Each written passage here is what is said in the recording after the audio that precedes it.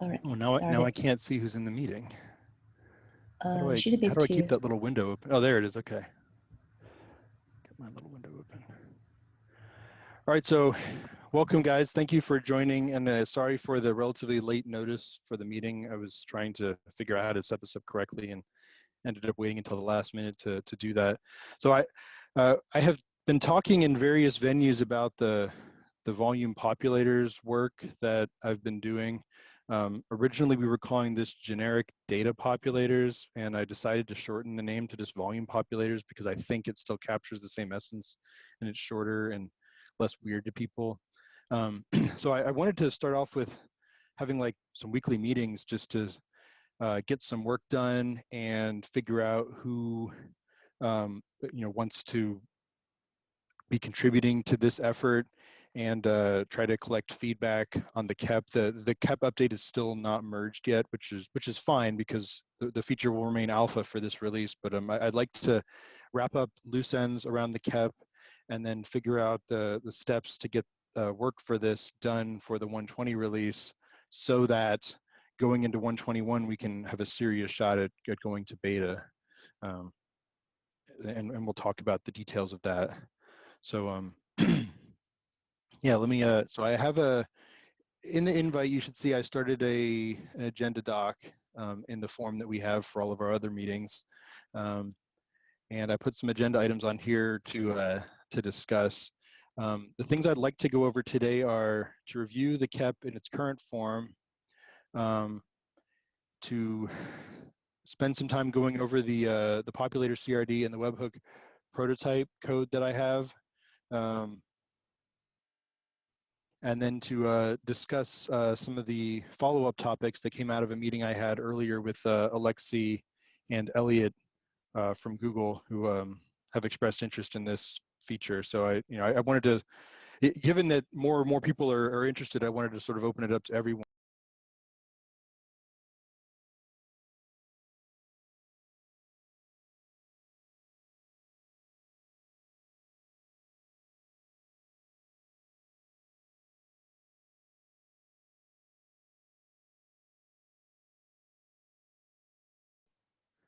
So this is a KEP that we merged back in 118. And at that time, the only work that was done was to basically add a new feature gate, which, if enabled, it would turn off the validation of the data source field for PVCs. So if you don't turn on this feature gate, so by default, what happens is if you supply a data source for a PVC that isn't either itself a PVC or a volume snapshot, the API server silently drops that field and just creates an empty PVC for you. That by itself is a little bit weird. I think it would have been better if it just denied the request if you put something invalid in there, but the way that they chose to do it was to just drop it and give you an empty PVC. So with this feature gate starting in 118, if you turn it on, it just stops the validation of that field and lets you put whatever you want in there. I do think there's a limitation where it won't let you put a core Kubernetes object in there other than a PVC, but any CR could be put in there, whether it's a valid CR or an invalid CR, whether it exists or not. Any kind is allowed. And the idea was doing this would allow us to then go develop data populators. And later on, I want to talk about the actual prototype data populator, but that's not so directly related to this KEP. This KEP is Hey, mostly about, Ben, yeah. question. You're saying that it's actually not accepting any other core Kubernetes API object other than volume snapshot and PVC? I didn't know that. Why is that? No, just like if you put like a pod or a Uh-huh. or a config map or something that's a core Kubernetes API type, basically with an API group of empty string, Mm-hmm. it doesn't work, I think. So, but if the API group is anything other than the empty string, then the validator will allow it through. And that's Okay. just because we know that there's no other core Kubernetes object other than a PVC that you would like to be able to be the data source of a new PVC. But could this change in the future? I'm thinking, I don't Well, know. if it did, it would be a core Kubernetes change. and we would just do it in Kubernetes itself. The main point Okay. of this change was we want to enable the development of populators outside the tree. So when, Mm-hmm. before we had any data sources at all, the very first one to go in was, I believe, PVC cloning. And so we changed, the validator to allow PVCs. And then later we added snapshots, and there was another change to the validator Snapshot to was allow added snapshots. earlier, actually. Snapshot was the first, but anyway. Are Yeah. you Also, sure? yes, Snapshot was Okay. added the first. So you're saying if we want to support any new core API as a source, basically we just add another field there in that data source. Is that because it's We not would have covered to by any? update Kube API server to relax the validation of core API types. Also, But right now but it's basically okay restricted by the validation. Okay, I didn't know that. but if it's not a core API, Mm-hmm. it allows it. So like I was saying, the whole idea here was to allow development of populators and other data sources for PVCs outside of the core tree of Kubernetes. So that the problem was, for PVCs and for snapshots, getting them in required changes to Kube API server to allow them. And we didn't want, the third one and the fourth one and the fifth one to have to go down the same path because it's slow and it's annoying. And Yeah, there's but I really, wonder if we should actually consider relaxing that well, restriction, do you have allow another any. core API in We don't mind? have enough, but I thought this any It, word in it, there was meaning anything. It's anything except for the empty API group, which is literally But like the existing Kubernetes right, APIs, but if I of want which to we know create, none of them are suitable for a data source. So, uh, I, Yeah, I think that's fine since the way that we do extensions in Kubernetes is now CRDs, yeah, and it's always possible to loosen a restriction. So let's start with a little bit more strict, and if we have a good use case, we can loosen it in the future. yeah. There was an okay, iteration of my change that literally allowed anything, and then someone I forget who suggested, maybe we shouldn't allow core data types here. And I totally agreed, and so I put that because that check was part of the pre-existing code of 117, and so I just put that check back in. But that's a very, very minor detail. The whole point was, get the core Kubernetes project out of the development loop before adding new things like this. And so with this feature gate, all of the validation will be moved to this move to something else. And then we had left off what that something else was during the 118 release to try to figure out what it would be. I unfortunately didn't spend any time on it during 119 other than thinking about it, but now I really want to move it forward during 120. So the idea that we had was we'll have a validating webhook that we would expect distros to install at the same time that they flip the feature gate on. So whenever the feature goes beta, basically you'll want to have this validating webhook be part of your Kubernetes distribution. And I'm hoping that's 121, but we'll see. And then the idea is you can control what is and is not a valid data source type through the webhook instead of the core Kubernetes API. And the goal was to make it extensible and something that's very easy to experiment with and expand over time without code changes being required. So we do want it to be administrator controlled so that arbitrary users can't just create their own data source types and install populators in the cluster and then start doing weird things. It would have to be something the administrator enabled. But aside from that, we want to sort of open the doors to experimentation. So in any case, what I was trying to say about the KEP was in 118, we did all the work for this feature gate that relaxed the validation, and that's where it stopped. For 120, the things I've added to the KEP are, I'll go find it here specifically. So we added this volume populator. I'm sorry, it's rendering light gray on my screen for some reason.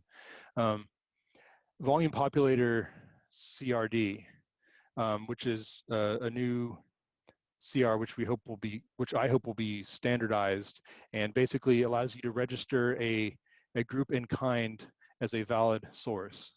And so these things are very simple. It's basically the object has a name, and then it has a source in kind, and when you install a populator, including all of its associated controllers and CRDs that represent the the things that will be data sources, you create an instance of a volume populator CR that refers to that group and kind, and then the validating webhook will say, okay, now this is a valid data source. And if you don't create one of these, attempts to create a PVC that refer to a CRD that doesn't have one of these will get rejected, and you'll get the regular, actually, I don't know what the error code is you get back from kubeAPI server, but it will reject the object creation entirely, and you won't get a PVC until the populator is installed. So this is just to make sure, we're talking about the installation of the CR, not necessarily the existence of the instance of that CR, right?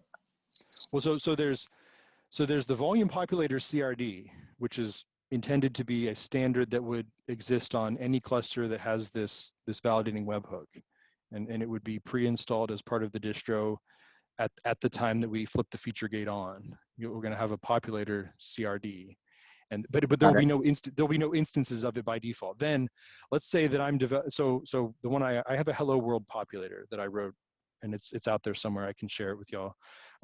So when I install my hello world populator, I'll install the associated CRD called hello, and the controller that knows how to populate volumes from these hello objects. And then additionally, I'll have an instance of a volume populator CR that says, kind hello, so that when I create a PVC that points to one of these hello objects, it will let it go through basically. If I don't have today, if I just installed that controller in the CRD and I flip the feature gate on, it'll let anything through. So I could just put a hello in my data source of a PVC and it'll be fine.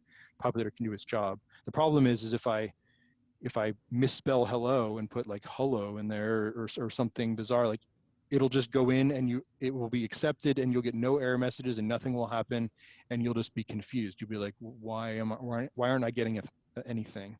So the point here is to validate the data as it goes in so that things that are never going to get fulfilled get rejected immediately.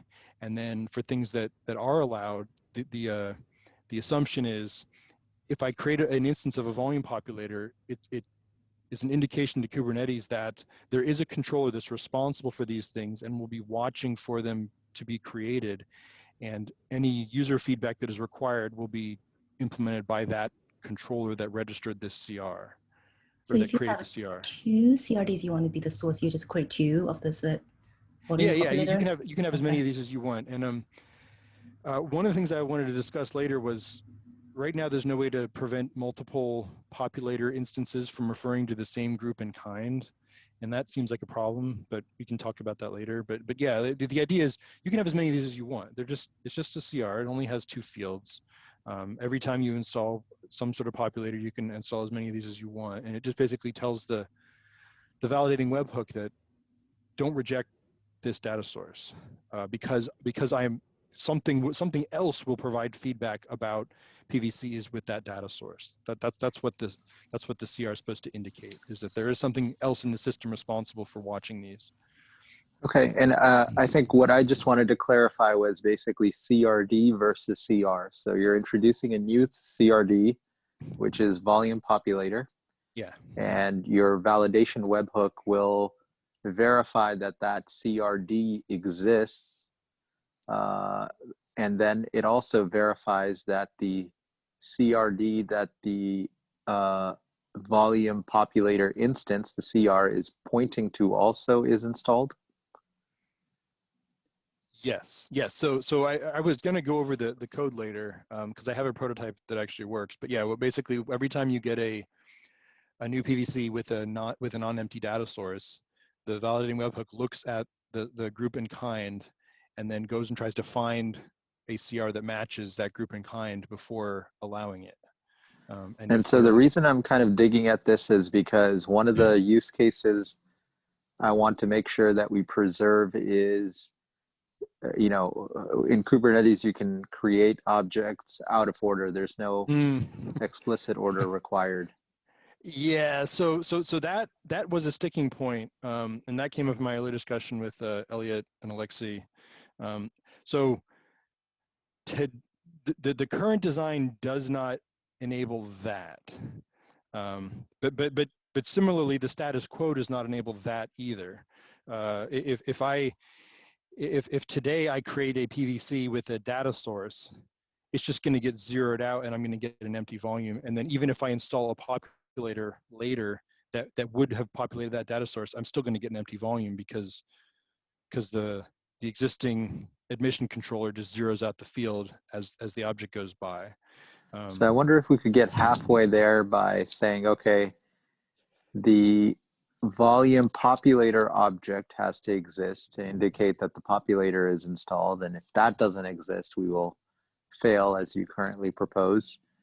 But the existence of the custom CRD and CR is not necessarily required. And those can show up at a later point. Yeah, so I'm sorry if that wasn't clear. Yeah, okay. The only thing the webhook cares about is the volume populator CRs. The fact that they refer to a CRD, it's going to string compare those. It doesn't actually go look and see if that CRD is really there. So yes, you could install this a hello volume populator CR that says yes, hello objects are valid sources, but I may have not created the hello CRD yet or installed any of the associated controllers, and the webhook will allow that PVC to get created, but of course nothing will happen. I still feel like Saad is proposing not even to validate that volume populator for this specific CRD exists. I'm trying to clarify this. I heard him say that it would do that, but we could consider the alternative, which is actually let the PVC get created with the data source field populated, even though it points to something that isn't valid yet. The issue there is if we want to provide any kind of reasonable feedback when the populator either isn't installed yet or will never be installed, like a validating webhook isn't the right way to do that anymore. At that point, you need a full-blown controller that is watching for PVCs and generating events as it sees them. And that was actually my first thought.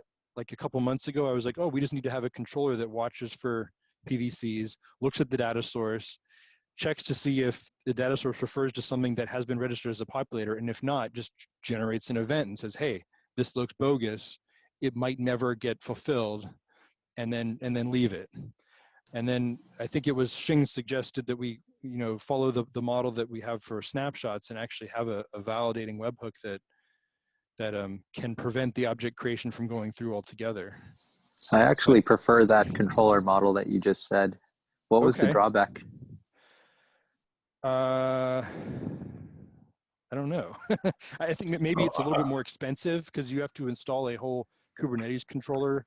I think the drawback could be that events will go out of order. So in case if controller sees that there is no populator, but at the same time you're deploying the populator, and populator will kind of emit event that working on it, and then controller will emit event that there is nobody working on it. So these events may go out of order, I guess. Yeah, I mean, that kind of thing happens with a CSI driver and volumes that are trying to mount before the CSI driver. So I think that's okay. Okay. Well, yeah, so I mean, aside from the extra heavyweightness of a full-blown controller, I can't see any downsides to that approach. And I was wondering if we could just throw this into the existing PVC controller. The existing... the entry one or the provisioner, CSI provisioner? The entry one. Well, but then that controller would have to refer to an out-of-tree CRD to do its work.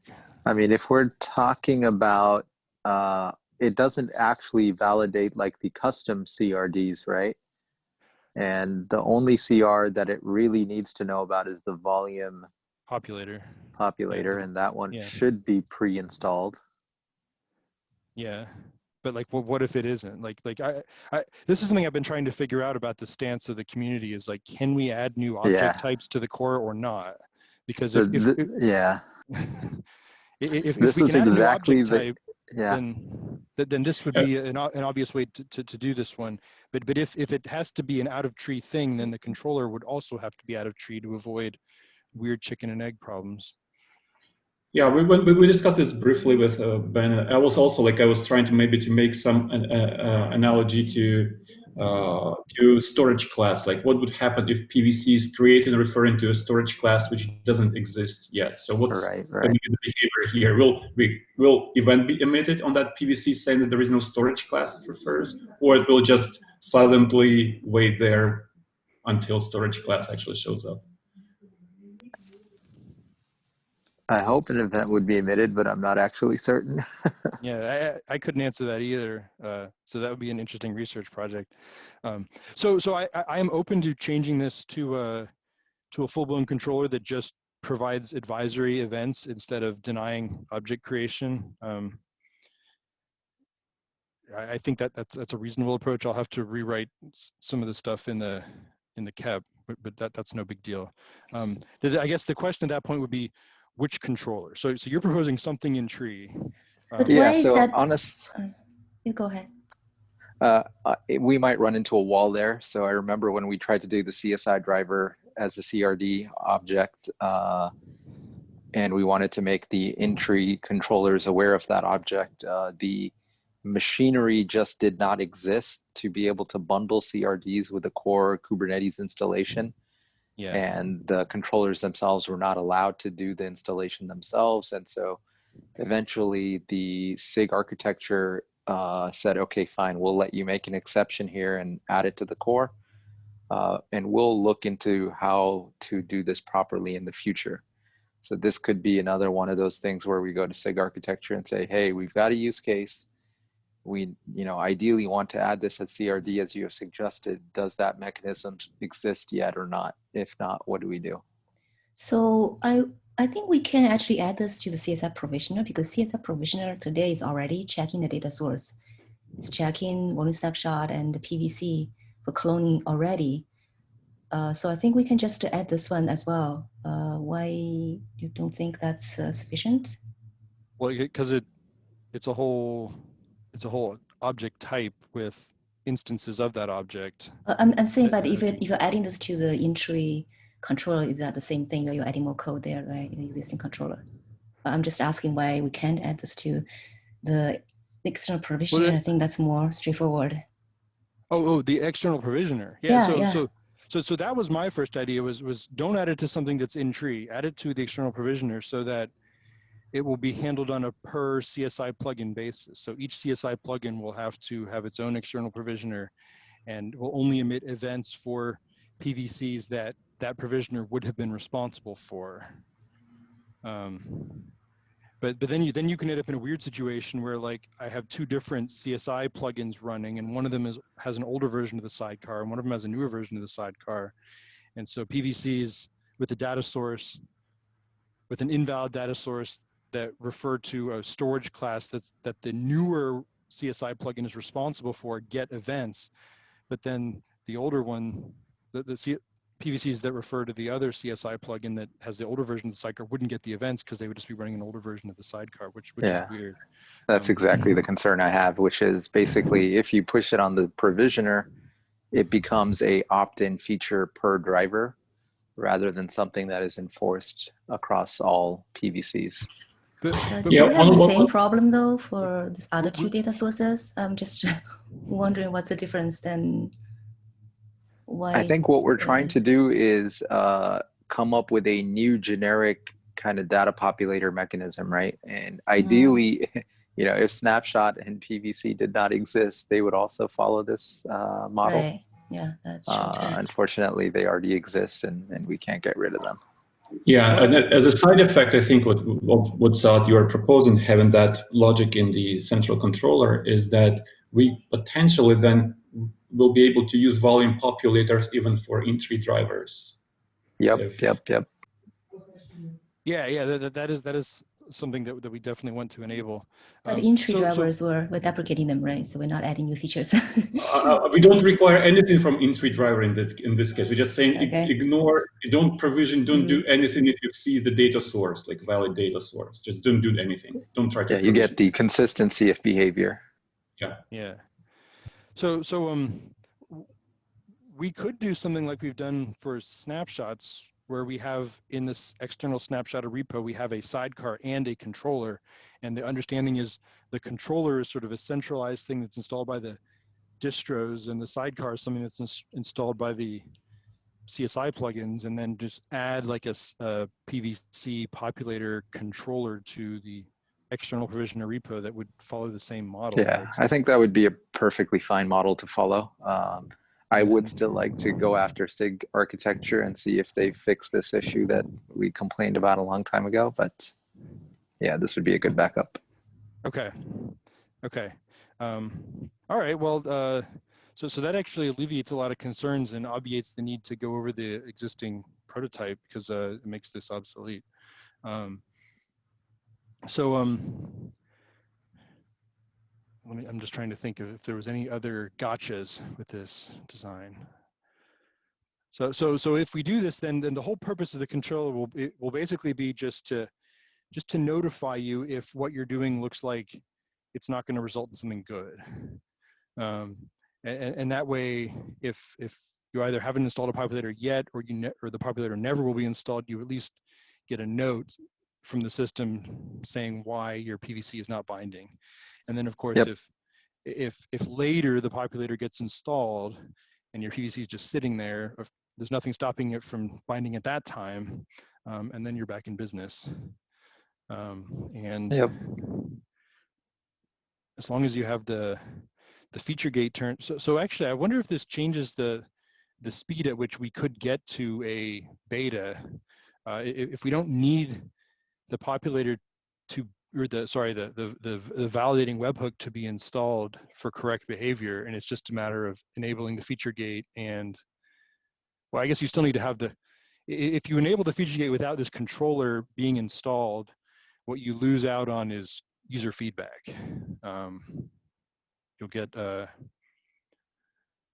people will create PVCs that never go anywhere, and they will never find out why. Similarly, I guess if we move forward to like a 121 where this feature is beta and the feature is turned on, and somebody does have a populator, but for whatever reason the distro they're running on forgets to install this controller, which is a case we have seen before with the snapshot controller, where the snapshot feature went beta, but there were distros that were not including the controller with that version of Kubernetes. If that happened in this case, I guess things would just kind of work, but you wouldn't get warning messages, which, and also you wouldn't, the installation process for the populators would fail to create an instance of the volume populator because the CRD itself might not be there yet, because someone forgot to include it with the distro.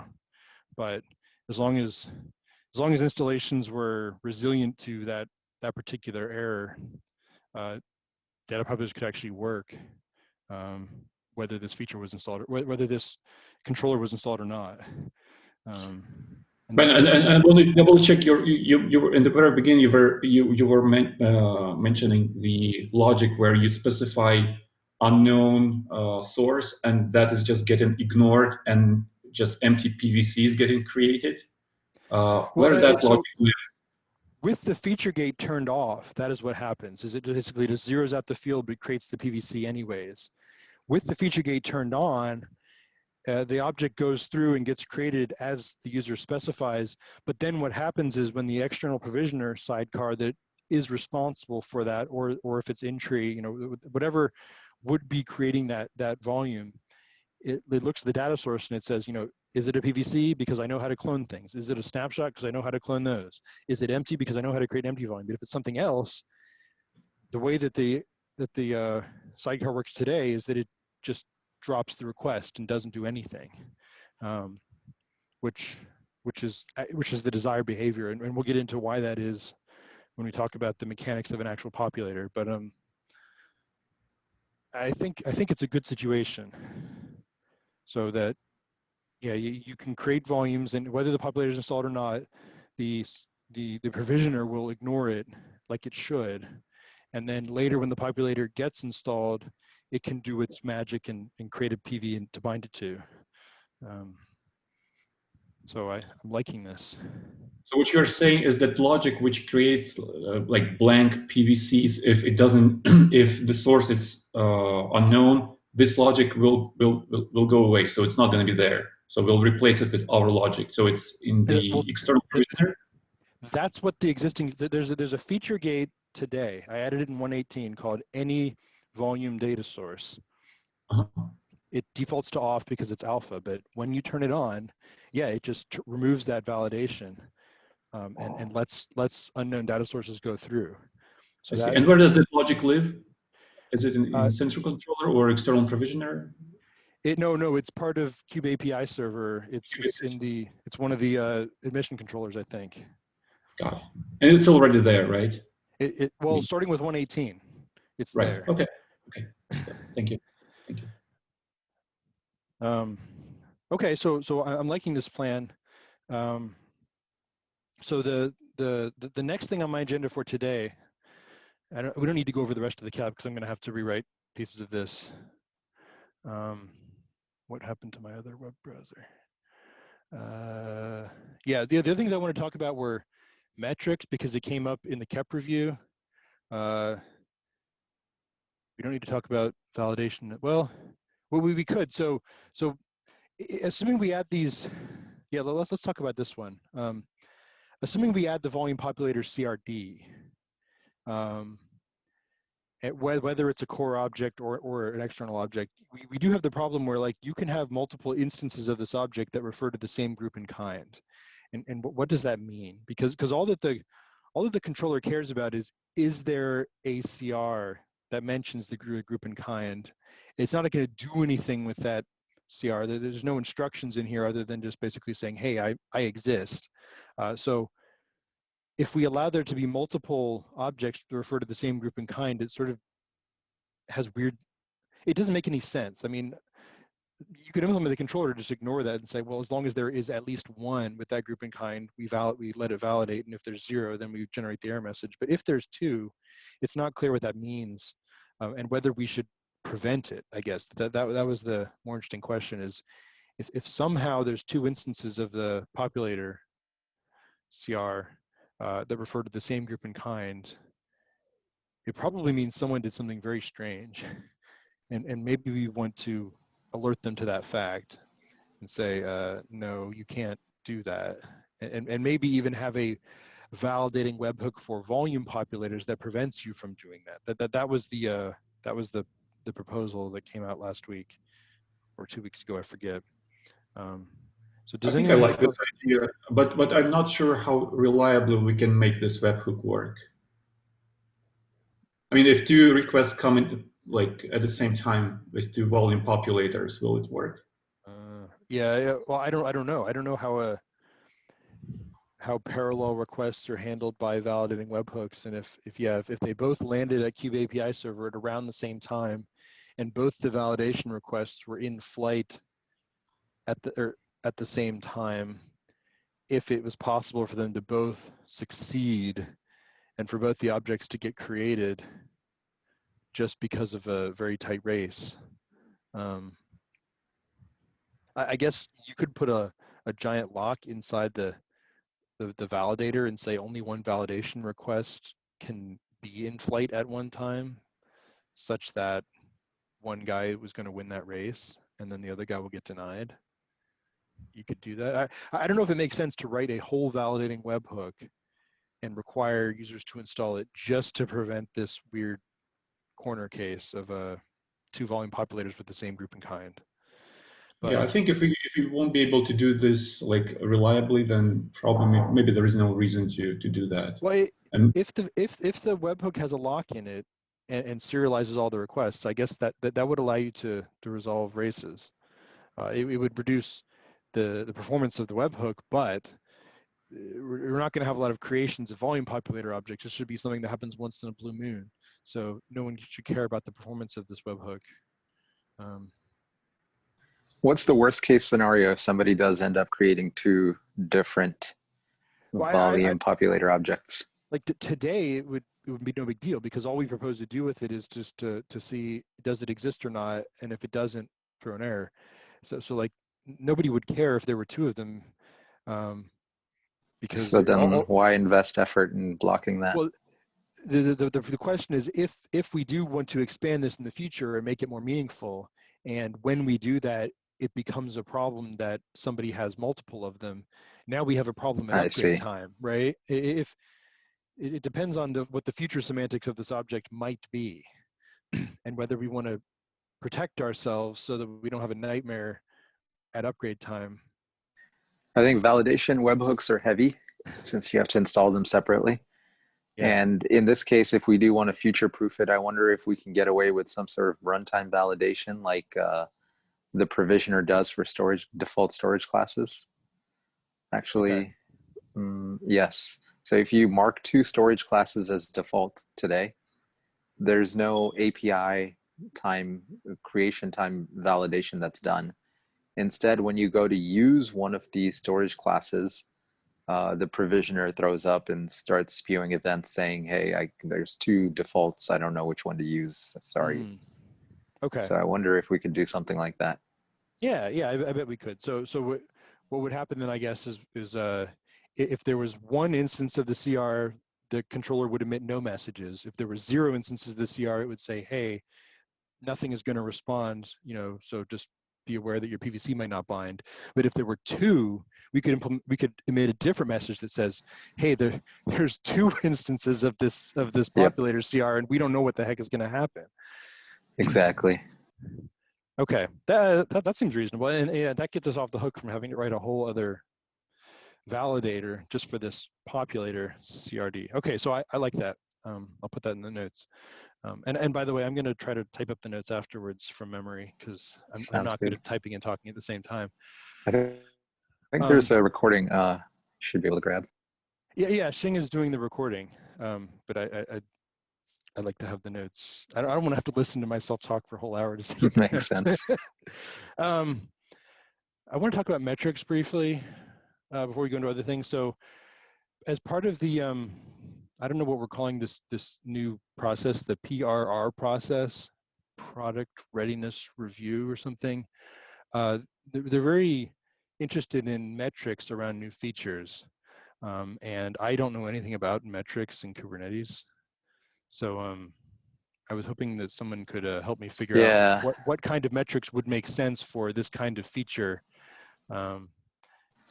So in general, the way that it works is every component is expected to have a Prometheus metrics endpoint. And on that endpoint, it can emit whatever metrics make sense for that component. In general, these metrics are the counts and latencies. So you could have, number of requests I got, number of errors I got, the types of errors that I returned, latency of handling certain operations, things like that. Okay. And so you can think about what are the types of operations that this thing would handle and whether any metrics would make sense around any of that. Okay, so assuming we go down the controller path rather than the validating webhook path, then basically it would be in a position to count up how many requests of various data sources had come through and how many valid ones there were and how many invalid ones there were, and tell someone about that. And then I guess the stuff that the PRR people care about is like, they want to look at the metrics and know, like, is the feature working or not? And and is there any reason to be concerned that maybe we should roll back an installation of it or, a rollback of the new version of it based on the metrics? So I guess the kinds of things that would suggest you had a problem would be if there were a large number of invalid ones that would say, hey, for some reason people are creating all kinds of PVCs with data sources that this thing thinks are invalid, but we don't really know if they're invalid because that's somebody else's call to make. So it's just raising the red flag that something looks fishy with all these invalid PVC data sources. And So I guess what my question is like, could you suss out that kind of information from any other existing metrics? Like the events are there to go look at if you want to just peruse the events. Like, is that not how they want to solve these kinds of problems? They want to have dedicated metrics to tell you what's going on. So you Yeah, I don't think have to go look at they're the events. imagining you've got a team of SREs that's monitoring, you know, all the components. They're not looking at the event logs or anything like that. They want to see a drop or a spike in a graph somewhere. What's an SRE? Site reliability engineer. Oh, okay. Okay, so some guy whose job it is to just keep an eye on the infrastructure, Yep. and look for anomalies. Right. Okay. Okay. So yeah, I guess propose some metrics in the updated KEP along those lines, and then so this new controller would be the Kubernetes, or sorry, the Prometheus endpoint. Like, it would just be built into the controller. Yeah, exactly. So Turn- there's a Prometheus library that you can import, and I think there's a Kubernetes wrapper around that library. And at runtime, you can say, okay, I want to start the Prometheus endpoint at, you know, such and such port and whatever. And that's basically it. And then you can start emitting those metrics as part of your controller. So do we have a good example of like how to implement one of these? Like, could I just look at the snapshot controller and follow the model that it implemented? So That would be, yeah, go so, ahead. yeah, the snapshot controller one that is work in progress. So Xiangjian has a doc. I can share with you that doc. Implementation is work in progress. So once the PR is out, I can share that with you. But for the sidecar side, you added that. Yeah. So for the sidecars, I actually, instead of going through and adding the same metric in all the different sidecars, I created a library. And that library is imported in all the sidecars.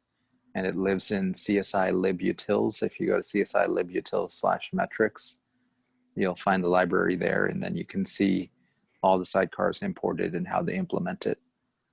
It's fairly simple. So Ben, if you are also implementing a sidecar, then you can pretty easily just look at the other sidecars, how they are using this. Okay, but this won't be a sidecar. This will be a central the controller. Yeah, so that will be controller. All right. Then you can take a look at the snapshot controller, what we are trying to do. Yeah. Okay. So I should throw out the question real quick. It did come up before, like, should this thing live in a separate repo, or can we reuse the external provisioner repo for this kind of feature? Like, I hate creating new repos just because of the amount of work involved, but I also hate having multiple things live in the same repo. And so yeah, it's one of those things where, you know, in the beginning it seems easier just reusing an existing repo, but in the longer term we end up always in pain where we have to deprecate and move things out. I think we've seen this time and time again with like the old external storage repo where we had tons of projects in a single repo. And then with the volume snapshot where we had the core controller and the sidecar living in the same repo. So I would suggest starting with a separate repo if we decide that we're going to do a standalone controller. Right, but as far as I know, the snapshot controller is still living in the external snapshotter repo. Is that not the case? So did we decide to split that up? But we build them separately, right? Yeah, not in the same repo, but we build them separately. Yeah, my understanding was it was going to get split out. Is that not the case? It's not in a separate repo yet. Because one problem of splitting out is then releasing them, you testing and all of that. You have other issues, right? So there's pros and cons. So right now, there's massive overhead to having more repos. And that's also a problem. So having them together, you can obviously test them together. That's So right now, like the APIs actually is in a different Go package. So that's a separate, and then controllers and sidecars, they are built separately. I see. So, but I mean, I haven't seen a need. I mean, we can, if it's really, really absolutely necessary. I haven't seen. I prefer to follow that model here and at least reuse the external provisioner repo because of all the machinery and testing that lives there. And the synergy between this and the external provisioner is obvious. So it's not, I mean, it's clear why that would be the right repo to put it in if we did share a repo. I think that makes sense, and I think I can be convinced of that. I'm just going to play devil's advocate for a little bit. I guess the weird thing is the CSI external provisioner repo is dedicated to CSI drivers, and this controller we're talking about is kind of more generic and applies to non-CSI as well. Yeah, but the same thing could be said of snapshots, right? If somebody wanted to implement snapshot support in an in-tree That's true. driver, That's true. You would still need that snapshot controller from the snapshotter. Like, okay, I can buy that logic. And I know in general we want to move to a mono repo. I think this is one of those where the pendulum swings, right? We start with one extreme, we find out how painful it is, and then we swing to the other extreme and then go back and forth. So I think the direction the SIG wants to move is like collapsing all the CSI sidecars into a single repo, into actually a single binary if possible. Oh, really?